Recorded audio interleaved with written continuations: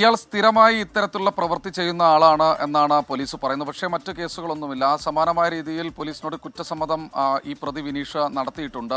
വൈദ്യുതി ലൈനിൽ നിന്ന് ഈ തൊട്ടപ്പുറത്തെ പറമ്പിലേക്ക്, അത് സ്വകാര്യ വ്യക്തിയുടെ പറമ്പാണ്, അല്ലാതെ വിനീഷിന്റെയോ അച്ഛൻ വിജയൻ എന്നാണെന്നാണ് മനസ്സിലാക്കുന്നത്. അവരുടെയോ ഒന്നും തന്നെ പറമ്പ് ഒന്നുമല്ല, മറ്റൊരു സ്വകാര്യ വ്യക്തിയുടെ പറമ്പാണ്. ആ പ്രദേശത്ത് വനഭൂമിയും അതുപോലെ തന്നെ സ്വകാര്യ ഭൂമിയും റവന്യൂ ഭൂമിയും ഒക്കെ ചേർന്ന് കിടക്കുന്ന പ്രദേശമാണ്.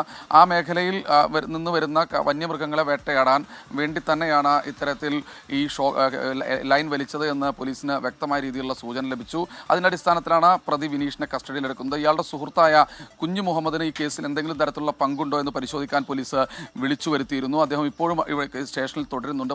പക്ഷേ കസ്റ്റഡിയിലെടുത്ത കുഞ്ഞു മുഹമ്മദിന് കേസുമായി യാതൊരു തരത്തിലുള്ള ബന്ധവുമില്ല എന്നാണ് മനസ്സിലാക്കുന്നത്. പ്രതി വിനീഷിന് മറ്റ് ജോലികളൊന്നുമില്ല. മുൻപ് ഈ മേഖലയിൽ ഓട്ടോ ഓടിച്ചിരുന്നു, പക്ഷേ ഇപ്പോൾ മറ്റു ജോലിക്കൊന്നും പോകുന്നില്ല എന്നാണ് പറയുന്നത്. ഈ പന്നി ഇറച്ചി, കാട്ടുപന്നി ഇറച്ചിയുടെ കച്ചവടം പോലും ഇയാൾക്കുണ്ട് എന്നാണ് പോലീസിന് ഇതിനകം തന്നെ വിവരം ലഭിച്ചിട്ടുള്ളത്. കൂടുതൽ പ്രതികളുണ്ടോ എന്ന് പോലീസ് ഈ ഒരു ഘട്ടത്തിൽ പറയുന്നില്ല. പോലീസ് ഇപ്പോൾ വിനീഷ മാത്രമാണ് എന്നാണ് പോലീസിന്റെ ഒരു നിഗമനമുള്ളത്. എന്തായാലും വൈദ്യപരിശോധന പ്രാഥമികമായി വഴിക്കടവ് സാമൂഹ്യാരോഗ്യ കേന്ദ്രത്തിൽ പൂർത്തിയാക്കിയിട്ടുണ്ട്. അറസ്റ്റ് അടക്കമുള്ള മറ്റു നടപടിക്രമങ്ങൾ രേഖപ്പെടുത്തി. ഇനി പെട്ടെന്ന് തന്നെ കോടതിയിൽ ഹാജരാക്കാനുള്ള നടപടിക്രമങ്ങളിലേക്കാണ് കടക്കുക. നമ്മൾ മലപ്പുറം SP-യുടെ ഒരു പ്രതികരണം ഈ വിഷയത്തിൽ ഔദ്യോഗികമായി ഇത്രയധികം രാഷ്ട്രീയ വിഷയമായതാണ്.